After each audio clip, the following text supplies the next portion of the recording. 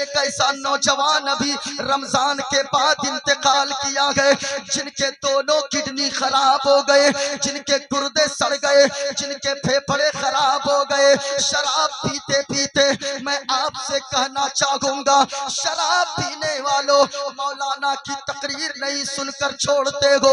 यहाँ से जलसे से उठ के घर जाना, अपने तकिया पे सर रखकर जरा दिल पे हाथ रखकर सोचना, तू शराब पीता गए, अगर तू शराब पीते पीते बीमार हो गया, अगर तू नशा करते करते बीमार हो गया, तो याद रखना, अगर तुझे कोई बीमारी लग गई, मुहलिक बीमारी, तेरी जमीनें सारी बिक जाएंगी, तेरा घर बार बिक जाएगा, सारी दौलत खत्म हो जाएगी। सुनो सुनो, अब तेरा इंतकाल आखिर में हो जाएगा।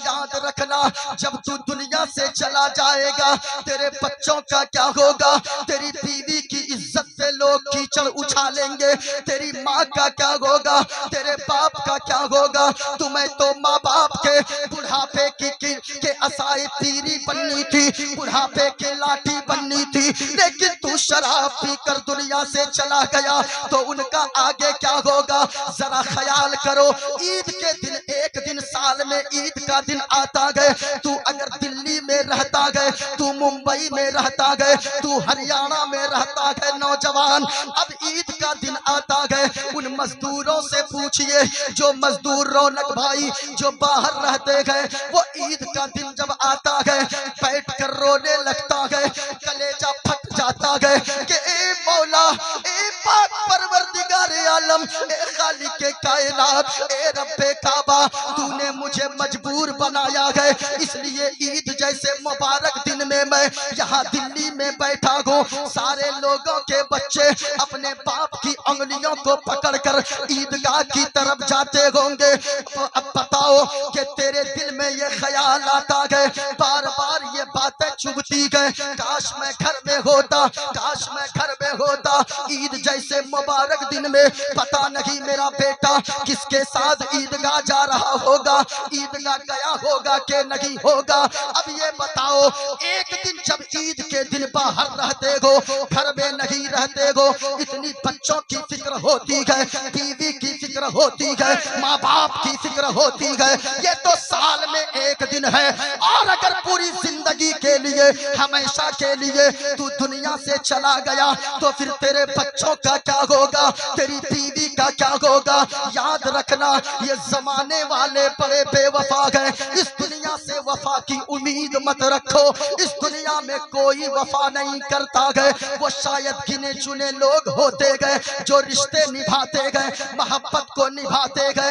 याद रखना, हमने तो ऐसे ऐसे लोगों को देखा गए, जब बड़ा भाई का इंतकाल हो गया तो छोटा भाई दौड़ कर आता गए, अपने भतीजे को यानी इंतकाल किए हुए भाई के बच्चों को गोद से सीने से लगा लेता गए और कहता गए, ओ मोहल्ले वालों, आज से ये मेरा बेटा है, मैं इसका बाप बनकर दिखाऊंगा, आज से ये मेरा भतीजा नहीं है, ये भतीजी नहीं है, बल्कि आज से मेरा ये बेटी, ये मेरी ये बेटी और मेरा ये बेटा है। लेकिन ये मोहब्बत सच्ची बताइए कितने दिनों तक रहती गए। चहारम 40वां तक चचा की मोहब्बत रहती है, चहारम 40वां के बाद वही चचा इतना बड़ा दुश्मन होता है कि जमाने वाले कहते हैं, अरे कोई चचा भी इतना बड़ा दुश्मन हो सकता है, कोई चचा भी इतना दुख दे सकता है। इसलिए मैं आपसे कहना चाहूंगा, ओ मुसलमानों, आज के जलसे में आने वालों, चाहे वो बूढ़े हो, चाहे वो बच्चे हो, चाहे वो जवान हो, याद रखना, शराब से तौबा कर लो और जुआ से तौबा कर लो। मैं तो कहूंगा, मुंह में गुटखा भी मत रखो, जब तक गाड़ियां चलाते हो मुंह में गुटखा रखते हो, कानों में लीड लगाकर म्यूजिक सुनते हो, अल्लाह की कसम अगर चलते चलते तेरी मौत आ गई म्यूजिक सुनते सुनते, तो फिर तेरा हश्र क्या होगा। आज के जलसे से ये पैगाम लेकर जाओ, गाड़ी चलाओ शराब मत पिया करो, गाड़ी चलाओ अपने मुंह को गुटखे से पाक रखो, गाड़ियां चलाओ अपने कानों को म्यूजिक से पाक साफ रखो, गाड़ियां चलाओ अगर एक्सीडेंट भी हो जाए, मौत आए तो मुंह में गुटखा ना हो, बल्कि जबान में कलमा तैयबा ला इलाहा इल्लल्लाह मुहम्मदुर रसूलुल्लाह की सदाएं जारी हो। नारे तकबीर, नारे रिसालत, पैगामे इस्लाम, इस्लाहे मुआशरा कॉन्फ्रेंस। मैं कहना चाहूंगा बस यही पैगाम अगर आप लेकर चले गए ना, जलसा कामयाब हो गया। और अगर कुछ लेकर नहीं गए तो फिर आपका जलसे में आना बेकार है, बेकार है। इसलिए मैं कहना चाहूंगा अपने दिल में अगर कुछ रखना है ना तो हुजूर की मोहब्बत को रखो। बोलो बोलो सुभान अल्लाह। हाँ, इस मोहब्बत से बोले ना कि हुजूर गुंबद खदरा की ज़ियारत नसीब फरमा दे। अपना सब कुछ गुंबद खजरा कल भी था और आज भी है। पूरा मजमा एक बार बोल दो, आज भी है पूरा मजमा। अपना सब कुछ गुंबद खजरा कल भी था और आज भी है। अपना सब कुछ गुंबद खजरा कल भी था आज भी है। और मेरे नबी से मेरा रिश्ता कल भी था और आज भी है। अब मेरे नबी से मेरा रिश्ता कल भी था और आज भी है। और बतला दो गुस्ताख नबी को गैरत सुन्नी जिंदा है। अरे दीन पे मर मिटने का जज्बा, बोलो दीन पे मर मिटने का जज्बा कल भी था और आज भी है। मेरे नबी से मेरा रिश्ता कल भी था और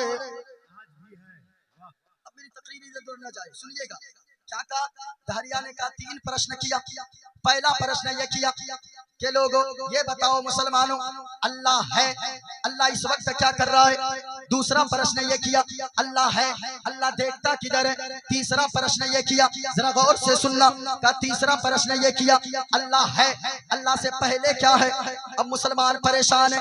एक मदरसे में पढ़ने वाला बच्चा चला आ रहा है, लोगों को देखा भीड़ भाड़ है, देखा कोई मेला लगा हुआ है, पूछा किसी से, कहा कि क्या चल रहा है। कहा कि यार कोई खेला मेला नहीं चल रहा है। कहा फिर क्या चल रहा है।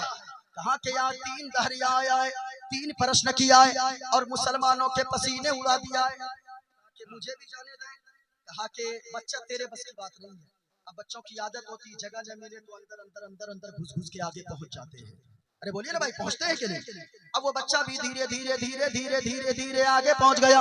देखा वहां बड़ा बड़ा पगड़ी वाला, वो बड़ा बड़ा झुब्बा पहनकर वो खड़ा है, मुसलमानों से प्रश्न कर रहा है। एक चचा से पूछा, चचा जानिए बताओ क्या चल रहा है, नाटक कर रहे हैं क्या, ऐसा ऐसा जुब्बा कलर रंग बिरंग का पहने हैं।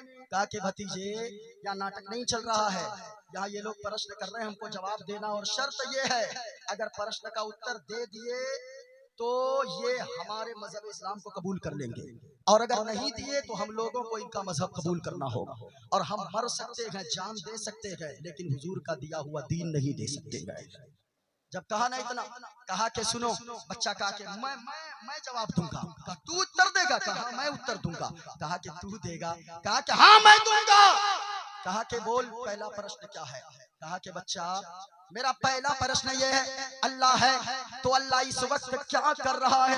बच्चे ने कहा ओ दहरिया तुम्हें मालूम होना चाहिए जो सवाल करने वाला होता है वो नीचे जमीन पे बैठा करता है, उत्तर देने वाला, प्रश्न का उत्तर देने वाला, सवाल का जवाब देने वाला वो कुर्सी के ऊपर बैठा करता है। तू कुर्सी पर क्यों बैठा है, नीचे उतर के जमीन पे बैठ, फिर उसके बाद प्रश्न पूछ। अब जब इतना दहरिया जलाल में आया, कहा नीचे जाके पूछू तब जवाब दे देगा। कहा दे दूंगा। कहा कि नीचे उतर, अब आया नीचे बैठा। बच्चे ने कहा बताओ तेरा प्रश्न क्या है। अब कुर्सी पे बैठ गया बच्चा। दहरिया कहने लगा मेरा प्रश्न ये है पहला कि अल्लाह है तो अल्लाह इस वक्त क्या कर रहा है। बच्चा मुस्कुराने लगा। बच्चा कहने लगा ओ दहरिया क्या तुम्हें अब तक समझ में नहीं आया। कहा कि नहीं समझ में आया। कहा कि तेरा उत्तर तो तुझे मिल चुका है। तेरा प्रश्न का उत्तर तो मिल चुका है। तेरे सवाल का जवाब तो मिल चुका है। कहा तुमने जवाब कहाँ दिया है। कहा कि जवाब नहीं मिला। अरे अल्लाह इस वक्त ये कर रहा है कि तुझे अल्लाह जलील कर रहा है। कुर्सी से उतार कर जमीन पे बैठा रहा है। मुझे अल्लाह इज्जत दे रहा है। जमीन से उठाकर कुर्सी पर बैठा रहा है। नारे तकबीर, नारे रिसालत, मजहब इस्लाम। कहा दूसरा प्रश्न कर दूसरा। अब दहरिया कहने लगा दूसरा प्रश्न ये अल्लाह है अल्लाह देखता किधर है। बच्चे ने कहा एक बात बताओ ये देखी है तुमने कभी। ये क्या है जरा पूरा मजमा बोले। अरे बोलिए ना भाई। आप लोगों को दिख रहा है मोमबत्ती। बच्चे ने कहा मोमबत्ती देखा है। कहा कि हाँ देखा हूँ। कहा मोमबत्ती लेकर आओ। मोमबत्ती लाई गई। कहा कि इसे रोशन करो इसमें आग लगाओ। मोमबत्ती में आग जला दी गई। एक जगह पे गाड़ दिया। कहा ओ दहरिया मेरे एक प्रश्न का उत्तर दे। इस मोमबत्ती की रोशनी किधर किधर जा रही है। उत्तर जा रही है या दक्षिण जा रही है। पूरब जा रही है या पश्चिम जा रही है। ऊपर जा रही है या नीचे जा रही है। वो दहरिया झुंझला गया। कहने लगा ओ बच्चा हमें जाहिल समझता है। इस मोमबत्ती की रोशनी एक तरफ नहीं जा सकती है। इस मोमबत्ती की रोशनी अपने चारों तरफ को जगमग जगमग जगमग जगमग रोशन रोशन कर रही है। तो बच्चा कहने लगा ओ दहरिया ये तो छोटी सी रोशनी है। छोटा सा प्रकाश है। जब इस छोटी सी मोमबत्ती के प्रकाश ने चारों तरफ को रोशन कर दिया है। अल्लाहु नूरुस समावाति वल अर्द। अल्लाह का नूर जमीन में भी है आसमान में भी है। अल्लाह का नूर सारी कायनात में है। नारे तकबीर, नारे रिसालत, पैगाम इस्लाम। कहा तीसरा प्रश्न कर तीसरा प्रश्न। जरा आप लोग भी जल्दी जल्दी बोलिए ना। अरे भाई टाइम कम है जरा मोहब्बत से बोलिए सुभान अल्लाह। माशाअल्लाह जरा सुनिएगा। कहा कि तीसरा प्रश्न कर तीसरा। अब दहरिया खड़ा हो गया। कहा कि सुन बच्चा तीसरा प्रश्न ये है अल्लाह है अल्लाह से पहले क्या है। अल्लाह से पहले क्या है। बच्चे ने कहा एक बात बता गिनती आती है। कहा कि हाँ आती है। कहा कि गिनती करना शुरू कर। दहरिया कहने लगा 1 2 3 4 5 6 7 8 9 10 11 12। आगे चलो। 20 30 40 50 60 70 80 90। आगे चलो। कहा कि 95 96 97 98 99 100। कहा कि ओ दहरिया ये बता उल्टी गिनती आती है। कहा कि हाँ आती है जाहिल समझता है। कहा कि पढ़। अब उल्टी गिनती शुरू किया 100 99 98 97 96 95 94 93 92 91 90। और आगे बढ़ो। दहरिया आगे जाने लगा 80 70 60 50 40 30। और आगे बढ़ो। कहा 20 19 18 17 16 15। और आगे बढ़ो। कहा 14 13 12 11 10 9। और आगे बढ़ो 8 7 6 5 4 3 2 1। और आगे बढ़ो। 1 1 1 1। और आगे बढ़ो। कहा कि ओ बच्चा मैं जाहिल नहीं हूँ हमें इतनी सी गिनती जरूर आती है। एक से पहले कुछ नहीं होता है। बच्चा कहने लगा ओ दहरिया क्या कहा तुमने। एक से पहले कुछ नहीं होता है। तो सुनो कुरान कहता है कुल हुवल्लाहु अहद। ए महबूब आप फरमा दीजिए अल्लाह एक है। तो जब नंबर में एक से पहले कुछ नहीं होता खुदा एक है। खुदा से पहले कुछ नहीं होता। नारे तकबीर, नारे रिसालत, अल्लामा मोइनुद्दीन साहब किबला चतुर्वेदी। अब सुनिए ये किताब मैंने दिखाई है। क्या कहा लोगों अधर्मा भी भवात्। ये मंत्र है। प्रतुष्यन्ति कुल स्त्रिया। कहा के लोगों अधर्म के भी मन ज्यादा भवात मन बहुत ज्यादा। अधर्मा भी भवात पाप के ज्यादा बढ़ जाने से प्रतुष्यन्ति कुल स्त्रिया स्त्रियां बिगड़ जाती है। और जब एक स्त्री बिगड़ती है स्त्रीषु दुष्टाशु वार्ष्णे जायते वर्ण शंकर। कहा जब एक स्त्री बिगड़ती है कई नस्लें बिगड़ जाती है। नस्लें बर्बाद होती है। इस्लाम ने तो पहले ही कह दिया है कि औलाद की बेहतर तरबियत के लिए माँ की गोद का नेक होना जरूरी है। माँ की गोद अगर पाकीज़ा होगी तो औलाद जो पैदा होगी, बेटी होगी तो कनीज़े फातिमा होगी, बेटा होगा तो गद्दार नहीं बल्कि मुस्तफा का वफादार पैदा होगा। बच्चों को अल्लाह अकबर, या रसूल अल्लाह, जिंदाबाद जिंदाबाद। पाप के ज्यादा बढ़ जाने से, गुनाह के ज्यादा बढ़ जाने से, आज याद रखिएगा जो भी मुसीबतें हम लोगों पर भी आती है ये सारे हमारे गुनाहों का नतीजा है। सारी करतूत हमारे हाथों के हैं। लोगों जलसों में आए हो, एक पैगाम लेकर जाओ, बुराई करना छोड़ दो क्योंकि बुराई मुसीबत में डाल देती है। नेकियां करो नेकियां, क्योंकि नेकियां मुसीबत को टाल देती है। जरा बोले मचल कर सुभान अल्लाह और झूम कर हाथों को लहरा कर बोलो या रसूल अल्लाह। सरकार की आमद, दिलदार की आमद बुराई मुसीबत में डाल देती। पूरा मजमा बोले बुराई मुसीबत में, और ऊंची आवाज में बुराई मुसीबत में, और नेकियां करो नेकियां, नेकियां मुसीबत को। आखिरी बात सुनो, एक हदीस पाक की तशरीह मैं कर दूं, खुलासा बयान करूं, अपनी गुफ्तगू को समेट दूं। और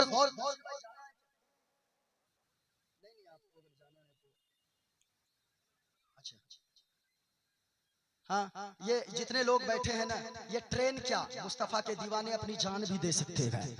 हाँ, ये मुस्तफा के दीवाने ट्रेन का टेंशन नहीं लेते हैं। हम भी जाम में फंसे तो कोई टेंशन नहीं, कोई टेंशन नहीं। जो होना होगा, जो होता है बेहतरी के लिए होता है। अगर कोई मुसीबत आए घबराओ नहीं, ये सोचो ये मुसीबत अल्लाह की तरफ से है।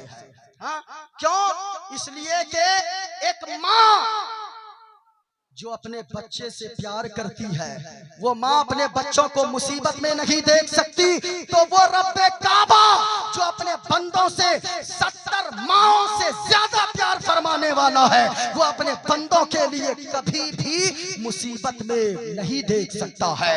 इस वजह से मुसीबत आती है हमारी बेहतरी के लिए। जरा पूरा मजमा बताओ जल्दी जल्दी। बुराई मत करो, क्योंकि बुराई करोगे तो बुराई मुसीबत में डाल देती है। नेकियां करो नेकियां, क्योंकि नेकियां मुसीबत को टाल दो। समझ में आ रही बात? सुनो, मदीने वाले मुस्तफा फरमाते हैं कैसे बुराई, कैसे नेकियां मुसीबत को कैसे टालती है, कैसे टालती सुनिएगा। बनी इसराइल में हुजूर फरमाते, बनी इसराइल में 3 दोस्त थे। कितने दोस्त थे? पूरा मजमा बोले ना सुभान अल्लाह। कितने दोस्त थे? 3 दोस्त थे। तीनों सफर कर रहे थे। जाते जाते जाते जाते शाम का वक्त हो गया। अचानक सोचा अब रात की तारीकी में सफर करोगे तो कोई जंगली जानवर आकर चीड़ फाड़ के बराबर कर देगा, इसलिए ऐसा करो किसी सेफ्टी वाली जगह को देखकर जाकर रात भर आराम करते हैं, जब सुबह की सफेदी नमूदार होगी आगे बढ़ेंगे। सुनिए जल्दी से। तीनों दोस्त अंदर गए। जैसे ही एक पहाड़ में गार नजर आई, उस गार के अंदर गए। तीनों दोस्त अंदर जैसे ही गए, अल्लाह की मसलहत ऐसी हुई, बड़ा सा चट्टान पहाड़ के ऊपर से लुढ़का और आकर गार के मुंह पे लग के गार का मुंह बंद हो गया। जब गार का मुंह बंद हो गया ना, अब जब रात भर तो सोए खर्राटा मार के, सुबह की सफेदी जब नमूदार होने लगी, तीनों की आंख खुली। अब आगे हाथ मारा, रास्ता गायब था। दाएं हाथ मारा, रास्ता गायब था। बाएं हाथ मारा, रास्ता गायब था। ऊपर नीचे बड़ा तलाश किया, रास्ता नहीं मिला। अब तीनों ने एक मशवरा किया, सुनिएगा।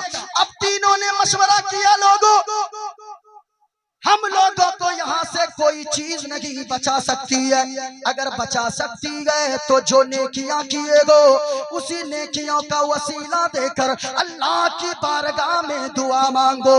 इंशाअल्लाह अल्लाह ताला दुआ को कबूल फरमा लेगा, मुसीबत से निकलने का रास्ता अता फरमा देगा। पहला दोस्त कहने लगा, एक नेकी मुझे याद आई है, सुनिए। कहा कि जल्दी से दुआ मांगो। दुआ करने लगा, सुनिए। ए पाक परवरदिगार आलम, ए खालिक मुसीबत में फंस गया हूँ, मेरे पास तो कोई और नेकी नहीं है, सिर्फ एक नेकी मुझे याद आ रही है। वो नेकी ये गए कि मैं बकरियां चराने रोजाना जंगल में जाया करता गो, और जंगल से वापस शाम को बकरियां लेकर आता गो, बकरियों का दूध निकालता गो, और ये रोजाना का मामूल मेरा है। बकरियों के दूध को दोहता गो, प्याले में दूध लेता गो। मेरी एक बूढ़ी माँ घर में रहती गए, बूढ़ी माँ के बिस्तर के करीब जाता गो। मैं अपनी बीवी को पहले दूध पीने को नहीं देता गो, मैं अपने बच्चों को दूध पीने को न देता गो, मैं खुद भी नहीं पीता गो। ए मौला तू तो दिलों के हाल को जानता गए। मैं बूढ़ी माँ के बिस्तर के करीब दूध का प्याला लेकर जाता गो, पहले अपनी माँ को दूध पीने को देता गो। जब मेरी माँ दूध पी लेती है तब जाकर मैं अपनी बीवी और बच्चों के हवाले दूध का प्याला करता गो। वाह वाह वाह। कहा मालिक ये तो रोजाना का मामूल था, लेकिन एक दिन ऐसा हुआ, बकरियां चराते चराते जंगल में दूर निकल गया। जब मैं घर आया ना, मौला तू तो जानता है, रात के 10 बज गए, बकरी का दूध निकाला, माँ के बिस्तर के करीब पहुंचा। मेरी माँ बेदार नहीं थी, मेरी माँ नींद के आगोश में जा चुकी थी। मैंने बेदार करना मुनासिब न समझा। ओ नौजवानों, आज माँ से जबान लड़ाकर बात करते हो, आज अपने बूढ़े बाप के सामने तुम हत्थे चढ़ा लेते हो। याद रखना, माँ बाप से दुआएं लिया करो। माँ बाप कैसी दौलत तुम्हारे पास है, पीर साहब से दुआएं बाद में करवाओ, मुफ्ती साहब से बाद में करवाओ, मौलाना साहब से बाद में करवाओ, इमाम साहब से बाद में दुआएं लो और दुआएं करवा लो। माँ बाप से दुआएं ले लो। मैं कसम खाकर कहता हूँ, अल्लाह की कसम खाकर कहता हूँ, अगर माँ बाप ने सच्चे दिल से तेरे लिए हाथों को उठाकर तुझे दुआ दे दी, रब की बारगाह में अगर तेरी माँ ने अपने आंचल को उठा लिया, जो काम बरसों में नहीं हो रहा है, माँ की दुआ के सदके में अल्लाह मिनटों के अंदर पूरी फरमा देगा। माँ बाप बहुत बड़ी नेमत है। माँ बाप से कभी जबान दराजी मत करो, माँ बाप से कभी ऊंची आवाज में बात मत करो।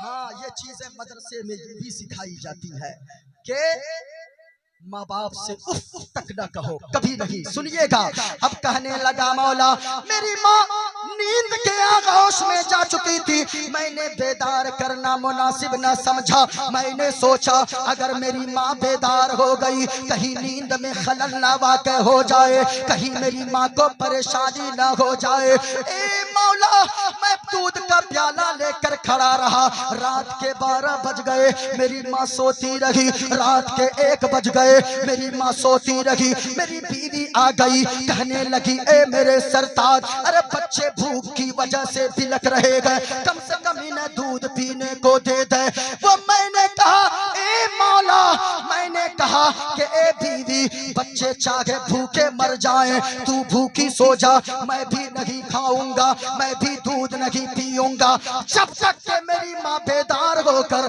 दूध न पी ले। ए मौला, मैं रात भर खड़ा रहा, मेरी माँ रात भर सोती रही, मेरे बच्चे बिलक बिलक कर सो गए, मेरी बीवी रोते रोते सो गई, मैं खड़ा रहा।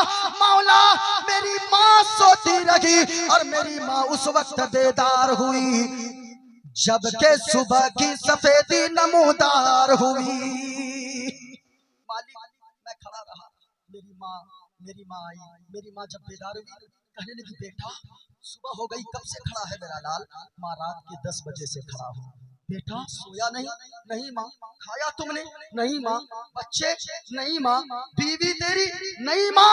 अब सुनो, माँ की मोहब्बत, माँ की ममता, वो तड़प उठती है, अपने आंचल को उठाती है, दुआ करने लगती है। ए पाक परवरदिगार आलम, ए खालिक कायनात, ए रब्बे काबा, मैंने मेरा ये बेटा मेरी इतनी खिदमत करता है, मेरा बेटा इतना ख्याल रखता है, मेरी हर जरूरत को पूरी करता है। ए मौला, इस दुखियारी माँ के उठते हुए आंचल की लाज रख ले।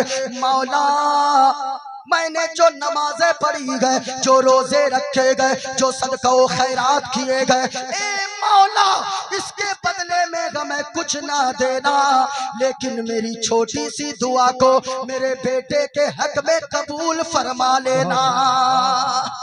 अब दुआ करती है माँ, मालिक मालिक दुआ कबूल कर ले। माँ जब दुआएं दी ने क्या दुआ दी सुने, कहने लगी मालिक मेरा ये बेटा है, जिस तरह मेरा ख्याल रखता है मालिक तू भी इसे जब भी मुसीबत में फंस जाए, मेरी दुआ के सदके में मेरे बेटे को मुसीबत से निकलने का रास्ता अता फरमा देना। माँ बाप से दुआएं करवाओ। अब सुनो माँ बाप की दुआएं कैसी रंग लाती है, माँ बाप की दुआओं में कितना असर होता है। मदीने वाले मुस्तफा फरमाते गए तीनों में से जो पहला दुआ मांग रहा था, अभी दुआ मांगा था, चेहरे पे हाथ ही फेर रहा था कि पत्थर थोड़ा सा हट गया, सूरज की रोशनी अंदर आने लगी। माँ बाप से दुआएं लिया करो, माँ बाप की दुआओं में बहुत असर है। मैंने क्या कहा, 10 साल से कोई काम रुका हो ना, आप जाकर 10,000 नजराना देकर हमको कहते हो दुआ करने के लिए। याद रखिएगा दुआ करवाना एक अलग चीज है, दुआ लेना एक अलग चीज है। दुआएं करवाने से ज्यादा दुआएं लेने की कोशिश करो। इमाम साहब को 500 देकर कहते दुआ कीजिएगा, हजरत कारी साहब दुआ कीजिएगा, हाफिज साहब दुआ कीजिएगा, मौला साहब दुआ कीजिएगा। सुनिए, आप अगर 500 देकर 1000 बार दुआ करवा लिए और कारी साहब को तकलीफ देते रहे, इमाम साहब को तकलीफ देते रहे, डराते धमकाते रहे, याद रखिएगा उस दुआ को अल्लाह कबूल नहीं फरमाएगा। आपके लिए कोई फायदा मंद वो दुआ साबित न होगी। लेकिन अगर आपने अपने इमाम साहब को खुशदिली के साथ 500 नहीं 100 रुपया ही दिया, उनके कदम को चूमा, उनके दिल में जगह बना लिया, अगर वो मुस्कुरा कर दुआ दे देंगे आपको ऐसी दुआ लगेगी आपके अंदर भी वो बरकत जाएगी, आपकी नस्लों को अल्लाह आबाद फरमा देगा। बहुत अच्छा, बहुत अच्छा, माशाअल्लाह, जिंदाबाद या रसूलल्लाह। इसलिए जिनके माँ बाप नाराज है, यहाँ से जाना, घर जाना, अपने माँ के कदमों से लिपट जाना, अपने माँ से रो रो कर कहना मेरी माँ तू अगर नाराज है ना, मेरा जलसे में जाना भी बेकार है, मेरा मस्जिद जाना भी बेकार है, मेरा अजमेर जाना भी बेकार है। माँ से कहना ओ मेरी माँ तू नाराज न रह, बाप से कहना आप नाराज न रहे, माँ के कदमों से लिपट कर कहना ओ माँ हमें आपसे कुछ और नहीं चाहिए, अगर कुछ देना चाहती गए तो सुने माँ प्यारी माँ मुझको तेरी दुआ चाहिए और तेरे आंचल की ठंडी हवा चाहिए, तेरे आंचल की ठंडी हवा चाहिए। एक शेर जल्दी से बात भी पूरी करनी है। तेरी खिदमत से दुनिया में इज्जत मेरी और ओ माँ तेरे कदमों के नीचे है जन्नत मेरी, तेरे कदमों के नीचे है जन्नत मेरी, उम्र भरे सर पे साया तेरा चाहिए, प्यारी माँ मुझको तेरी दुआ चाहिए, प्यारी माँ मुझको तेरी दुआ चाहिए। कितने दोस्त थे, कितने दोस्त थे, पूरा मजमा बोले झूम कर, कितने दोस्त थे? 3। कहाँ फंस गए थे? पहाड़ के अंदर फंस गए थे। पहले ने दुआ मांगा, अब दूसरे से कहा तेरे पास कोई नेकी हो तो जल्दी दुआ मांग, अब दूसरे ने कहा एक नेकी मुझे भी याद आई है, अब वो दुआ के लिए हाथों को उठाया और दुआ करने लगा। ए परवरदिगार आलम, ए खालिक कायनात, ए रब्बे काबा, तू तो दिलों के हाल को जानता है, तू तू तो दिलों के हाल को जानता है। मेरे यहाँ बहुत सारे लोग मजदूरी करते थे। एक दिन ऐसा मजदूर आया जो महीनों मेरे यहाँ मजदूरी किया, लेकिन जब पैसा लेने की बारी आई, मजदूरी लेने की बारी आई, वो नहीं मिला मुझे। मैंने ऐसा नहीं किया, मैंने पहले बहुत तलाश किया, बहुत तलाश करता रहा, लेकिन जब कोई पता न चला तो मैंने उसके पैसे से एक बकरी खरीदा। उस बकरी ने बच्चा दिया, उसके बच्चे ने बच्चा दे दिया, उसके बच्चे ने बच्चा दे दिया। एक अरसा गुजर गया, बकरियों का एक रेवड़ तैयार हो गया, बकरियों की एक झुंड तैयार हो गई। ए मौला, अचानक एक दिन वो आ गया, मजदूर कहने लगा, ओ अल्लाह के बंदे मुझे मजदूरी मेरी दे दे। ना मजदूरी दे दे तो सुनिएगा, आ गया कहने लगा, ओ अल्लाह के बंदे सुन, तूने मजदूरी किया है ना, तूने मजदूरी किया है ना, जितनी बकरियां है ना वो मेरी नहीं है, वो सारी तेरे पैसों की है। बोले ना सुभान अल्लाह, सुभान अल्लाह। तो सारी बकरियां तेरे पैसों की है। कहा कि सुनो, मजाक मत करो, हम जैसा कोई होता आज के नौजवानों की तरह, मुसलमानों की तरह या इंसानों की तरह होता, सारे पैसों को हड़प लेता, सारी बकरियां ले लेता, कहता पहचानता भी नहीं हो। याद रखना लोगों, मजदूरों की मजदूरी, मदीने वाले मुस्तफा फरमाते गए, मजदूरों की मजदूरी पसीना सूखने से पहले अदा कर दिया करो। याद रखो, एक मजदूर की मजदूरी जब पसीना सूखने से पहले अदा कर देनी चाहिए। तो फिर बताओ, एक इमाम की लोग तनख्वाह रख लेते गए, सालों इमाम ने नमाज पढ़ाया, उनके पीछे नमाज पढ़ी गए, जाते वक्त उन्हें ऐसे ही निकाल देते गए। हमने कितनी जगह से खबर सुना है, हजरत फोन पे पैसे डाल, कितनी जगह हमने सुना है, हजरत जाइए ना इमाम साहब, फोन पे मैं पैसे डाल दूंगा, लेकिन इमाम साहब गए इधर, पैसे भी गए। अब बताएं क्या अल्लाह के यहाँ जवाब नहीं देना होगा? अल्लाह के यहाँ सारे कमेटी के लोग पकड़े जाएंगे। आप क्या समझते हैं, एक मुदर्रिस ने 2 साल तक पढ़ाया, लेकिन उनका लोगों ने क्या सिला दिया। हमारे इलाके में एक ऐसे इमाम साहब इमामत करते थे, मदरसे में पढ़ाते थे। इस मर्तबा रमजान के महीने में मैं उम्रा पे था, मौशरियार साहब के साथ फोन गया कि हजरत क्या बताएं, हाफिज अफरोज दिलवर नाम था, कहा कि हजरत क्या बताएं, सहरी खाकर बड़ी तेजी से गाड़ी लेकर जा रहे थे नमाज पढ़ाने के लिए, अचानक एक बड़ी सी गाड़ी आई, इतनी जोर की टक्कर हुई कि उनके चेहरे पहचान में नहीं आने लगे, इंतकाल हो गया। मैं कहना चाहूंगा यहीं पर बात नहीं है, जाना तो सबको दुनिया से है, आपसे भी मैं कहूंगा जाना सबको है। ऐसा नहीं है, दुनिया में आने का एक सिस्टम है, बाप पहले आता है, बेटा बाद में, दादा पहले, पोता बाद में, लेकिन भाइयों दुनिया से जाने का कोई सिस्टम नहीं है। कभी कभी ऐसा होता है 80 साल का बूढ़ा बाप अपने 40 साल के जवान बेटे के जनाजे को कंधे पर उठाकर आंसू बहाता हुआ कब्रिस्तान लेकर जाता है।